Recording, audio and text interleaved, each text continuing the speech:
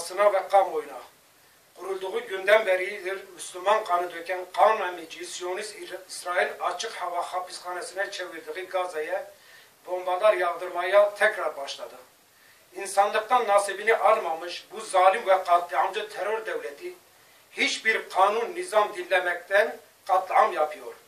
Ne acıdır ki bu terör şebekesinin katliamlarına İsrail yanlısı dünya devletleriyle birlikte Müslümanlar da sessiz kalıyor. Zehirli bir hançer gibi Müslümanların bağrına saplanan bu terör şebekesi çekinmeden her türlü zulmü yapıyor. Dünya bu terör şebekesine sessiz kaldığı gibi ABD ve uşakları ise bu katliamların meşru gösterme çabasına girmiş bulunmaktadır.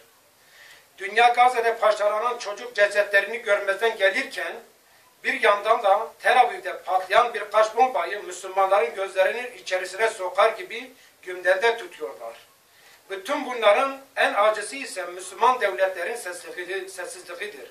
Siyonist İsrail'in lehine olan konularda tebrik sırasına giren sözde Müslüman ülkeler, Gazze'de yapılan katliamlara hem kör hem de sağır kesildiler. Ey Müslümanım diyenler, sizler yarın mahşerde Allah'a nasıl hesap vereceksiniz? Katledilen Filistinli mazlumlara ahirete verilebileceğiniz bir cevabınız var mı?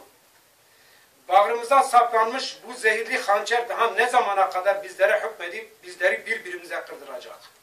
Ey Müslümanlar, artık uyanma vakti gelmedi mi? Bu mübarek Ramazan ayında Müslümanlar acımasızca katleden zalim terör devletine karşı sessizliğimiz ne zamana kadar devam edecek?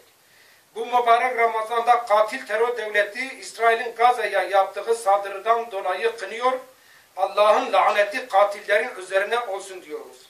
Filistin'de şehit olan kardeşlerimizin şehadetlerini kutlar, ailelerine sabır cemil, yaralı kardeşlerimize ise Allah'tan acil şifalar diliyoruz.